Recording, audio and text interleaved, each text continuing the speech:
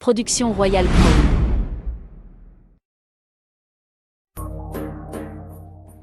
En Wallonie, en Belgique, les organismes gouvernementaux officiels ne sont pas de véritables services publics, mais fonctionnent secrètement comme des sociétés criminelles privées.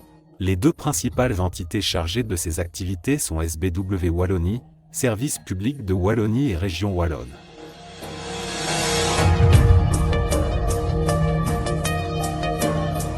Belgique. Le cœur de la cabale. Toute cette structure repose sur une tromperie fondamentale qui touche à la nature même des impôts et de l'identité personnelle. La fraude fondamentale, les impôts illégaux et l'identité de l'homme de paille, l'illégalité des impôts. Impôt sur le revenu. Vous savez que jusqu'en 1913 aux États-Unis, nous n'avions pas d'impôt sur le revenu et que le gouvernement prospérait. Tout se passait très bien. L'impôt sur le revenu est la plus grande fraude jamais perpétrée contre le peuple américain. La Constitution l'interdit. Cela décharge le gouvernement de la charge de faire quoi que ce soit. Alors on fait les démarches, on remplit les formulaires et on leur fournit tous les documents relatifs à notre vie.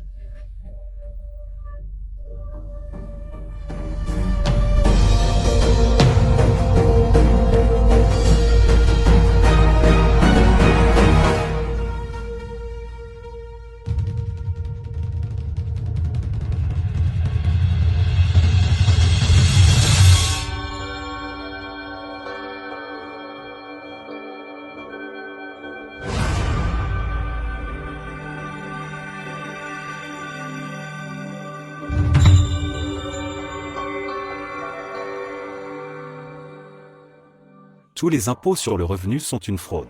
La Constitution américaine interdit l'impôt sur le revenu. En Belgique, les taxes sont illégales pour de multiples raisons. Il s'agit d'une violation du consentement libre et éclairé et d'une violation de la Constitution belge, articles 170 et 159. De plus, des lois fiscales belges essentielles sont invalides en raison de l'absence de texte législatif. Plus précisément, les articles 92 et 250 les déclarent illégaux en raison de l'absence de validation par le Parlement belge. Ceci est corroboré par le témoignage d'une ancienne directrice des impôts, Madame Sylvie Meriquet, qui aurait déclaré que les soi-disant services publics sont en réalité tous des sociétés privées. Ils ont tous un numéro de TVA. Ce système financier fonctionne grâce au concept de prête-nom et de fiducie cachée. La région Wallonne et SBW Wallonie menacent les citoyens belges et leurs biens, les obligeant à reconnaître leur identité de prête-nom pour pouvoir puiser dans leurs droits successoraux. Le piège de l'homme de paille. Il y a un nom sur votre acte de naissance, en majuscule. Tu ressembles à moi, mais ce n'est pas toi. C'est une fiction juridique, une société, une entité morte créée dès votre inscription. Et à partir de ce jour, tout est fait en son nom, et non à vous, à cet homme de paille. Ils imposent des amendes, des licences, des taxes et des poursuites judiciaires. Mais voilà le truc, ils ne peuvent pas vous toucher, vous, l'homme ou la femme vivant, à moins que vous n'en répondiez. Vous entrez au tribunal, vous dites « Oui, c'est bien moi ». Vous venez de devenir la caution de leur jeu d'entreprise. Mais quand on apprend la vérité, on ne la combat pas, on ne discute pas. Vous dites simplement « Ce n'est pas moi. Je suis l'homme vivant. Je n'y consens pas, et voilà, le piège se défait. »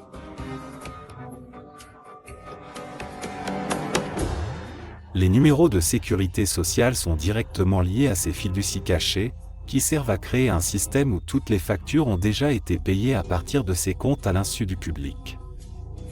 Grâce à ce mécanisme d'extorsion financière prétendument en place, les conspirateurs s'emparent et conservent le pouvoir politique pour protéger leurs opérations. Je suis allé sur fidelity.com et j'ai utilisé ma putain de carte de sécurité sociale en utilisant le numéro CUSIP au dos. Quand j'utilise un numéro de contrôle sur fidelity.com, ça affiche nombre total de liens trouvés, 2. On va régler ça ensemble, bande de cons. On va faire ça ensemble. Cette vidéo répond aux personnes qui affirment qu'il n'existe aucun compte fiduciaire caché ni aucun argent caché gagné en votre nom. Bon du Trésor des États-Unis, coupon. Nous savons que le coupon l'est. Chaque fois que je te regarde, Qu'est-ce que vous allez bien pouvoir dire, bande de cons? Salope, ça fait un lien, salope. Ça fait un sacré lien, les filles. Oh là là, mes mains tremblent. Il s'agit du deuxième lien. Oh mon Dieu. Oh, merde. Je n'arrive même pas à y croire. vous avez un numéro au dos de votre carte de sécurité sociale. Il comporte une lettre suivie de chiffres. Beaucoup de gens disent que c'est un code CUSIP. Ce n'est pas un code CUSIP, mais c'est un numéro de contrôle utilisé pour créer des obligations. Subversion de la démocratie, allégation de mainmise politique et électorale, détournement du vote. La fraude électorale est généralisée. Le président d'un canton électoral belge, confus, a déclaré « Monsieur, toutes les élections belges sont truquées. Tout est truqué ».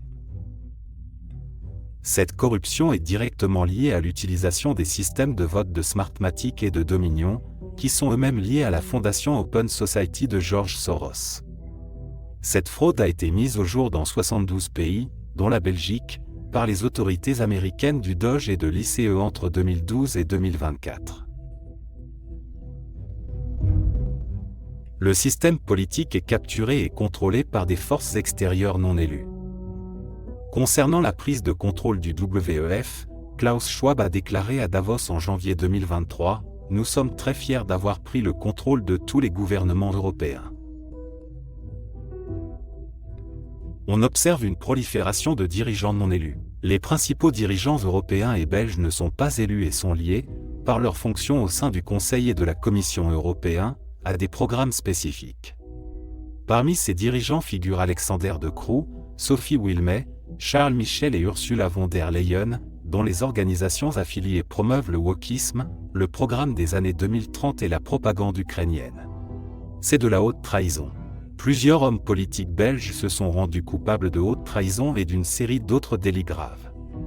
Les infractions spécifiques relèvent du code pénal belge, notamment la haute trahison, articles 66, 67, 113 à 115 et 123, les infractions terroristes, article 137, les atteintes à la sûreté de l'État, article 124, et les infractions qui violent la Constitution. Constitution, articles 142 et 147.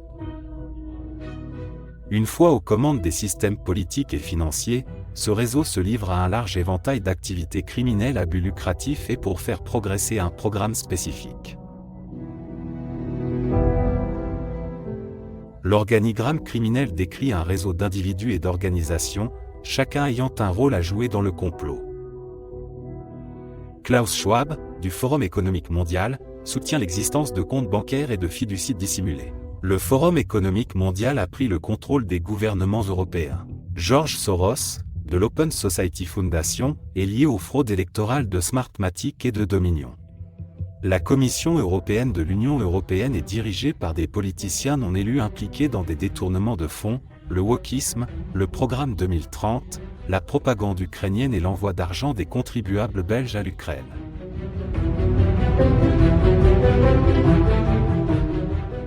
Le groupe Lufthansa de Carsten Sport promeut le wokisme, l'agenda 2030, les chantrailles et l'escroquerie du carbone CO2. Le fabricant d'armement Rheinmetall est lié au bataillon Azov et reçoit des fonds pour l'Ukraine, un système qui implique également la Bulgarie, un tiers des armes, des détournements de fonds et des abus de confiance. Voici comment les fonds publics détournés sont utilisés à mauvais escient. Ukraine. La Commission européenne est coupable de détournement de fonds et d'extorsion de fonds publics belges au profit de l'Ukraine. Dépenses de luxe. Une enquête européenne menée par la députée européenne Virginie Joron affirme « Bruxelles finance yachts, clubs échangistes et voitures de luxe avec l'argent des contribuables belges ». Des dépenses inexpliquées. La Cour des comptes belge aurait constaté que le gouvernement d'Alexander De Croo avait dépensé 2,5 milliards d'euros sans que personne ne sache pourquoi. Trafic de drogue. Une enquête est évoquée concernant un trafic de drogue au sein du cabinet ministériel belge, notamment celui de Caroline Désir. Pour empêcher les citoyens de lutter contre ces abus, la conspiration s'étend jusque dans les systèmes juridiques et judiciaires même censés assurer leur protection. Les garants du système, les accusations portées contre les tribunaux et les huissiers, les tribunaux de facto. Les systèmes judiciaires belges et français ne sont pas légitimes. Ce sont de facto des sociétés commerciales enregistrées en vertu du droit maritime. Cette illégitimité découle du fait que les juges exercent leurs fonctions sans avoir prêté serment constitutionnel en bonne et due forme. Au lieu de cela, ils prêtent allégeance à une guilde privée du barreau, qui est identifiée comme le registre accrédité britannique de la City de Londres, violant ainsi la constitution belge. L'illégalité des huissiers. Une argumentation détaillée est présentée contre l'autorité légale des huissiers, arguant que leurs actions sont fondamentalement illégales. Le statut officiel d'officier judiciaire aurait été abrogé en France, et les huissiers exerceraient désormais leurs activités en tant que sociétés privées enregistrées auprès du tribunal de commerce et des sociétés et prêteraient serment d'allégeance à une autre société privée, dans S et Bradstreet. Leurs documents sont illégaux en raison de l'absence de mandat original, de titres exécutoires, de signature de l'auteur et de l'absence de nom et de prénom. Violation de procédure. Les huissiers sont accusés d'avoir enfreint la charte de l'Union postale universelle, UPU, dans le cadre de leur procédure. Un huissier belge de la société Maury & Associates aurait déclaré « La common law en Belgique ?» Cela n'existe pas, c'est un fantasme. Cette affirmation est directement contredite par l'arrêt N157/2021 de la Cour constitutionnelle belge, qui a rendu un verdict en matière d'habeas corpus. Common law. Agir sous la contrainte. Les paiements sont extorqués sous la contrainte et la menace. Un percepteur d'impôts a proféré des menaces à l'encontre d'un citoyen, n'alertez pas la police. Si vous prévenez la police, je vous mettrai une amende. Au-delà de la fraude financière et de la corruption politique, le réseau est impliqué dans des crimes d'une nature exceptionnellement horrible. Les allégations les plus extrêmes. Ces actes comprennent le trafic d'enfants, le viol et la torture d'enfants, ainsi que les meurtres d'enfants. Le réseau est également lié à la production d'adrénochrome, à l'utilisation d'armes biologiques, au BACT, à l'existence de tunnels souterrains, de DOM et à un laboratoire de pédophilie impliqué dans la création d'hybrides humains. Le vaccin contre la Covid est une arme biologique liée à l'événement 201 et à l'agenda 2030. Le secteur des sciences de la vie est composé du secteur privé, mais aussi du monde universitaire, comme nous l'avons vu avec l'exemple d'AstraZeneca et d'Oxford. Comme nous l'avons vu dans d'autres exemples. Nous, par exemple, avec BioNTech, c'était avec la société de biotechnologie. Et eux, mais cela nous le rappelle aussi quand nous avons ces armes dans notre.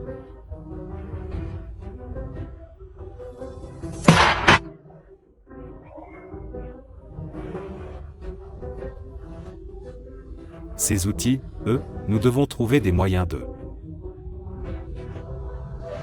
Ils atteignent. En résumé, nous disposons d'un vaste réseau d'individus et de sociétés privées agissant secrètement qui ont usurpé le pouvoir de gouvernement légitime en Belgique et à travers l'Europe. Ce réseau se livre à un large éventail de crimes, allant de la fraude structurelle à la manipulation d'identité par le biais de sociétés écrans et de fiducies fictives. Elle consolide son pouvoir grâce à des élections truquées et au contrôle exercé par des fonctionnaires non élus, ce qui lui permet de détourner des fonds publics pour financer des projets tels que la guerre en Ukraine, les dépenses de luxe et le trafic de drogue. L'ensemble du système est protégé par un système judiciaire corrompu, composé de tribunaux de facto fonctionnant sous le droit maritime et appliqués par des huissiers illégaux utilisant des mandats invalides pour priver les citoyens de leurs droits, tandis que le réseau lui-même est accusé de commettre d'odieuses atrocités contre des enfants. Que pouvons-nous tous faire face à tout cela? Révélez-le. Des forces agissent dans l'ombre. Vous le savez, ou du moins vous le sentez. Il leur faut une seule chose pour agir, que ces criminels soient dénoncés publiquement. Une fois démasqués, ils seront punis. Le monde doit savoir ce qui s'est passé ici avant d'en être libéré. Directive source.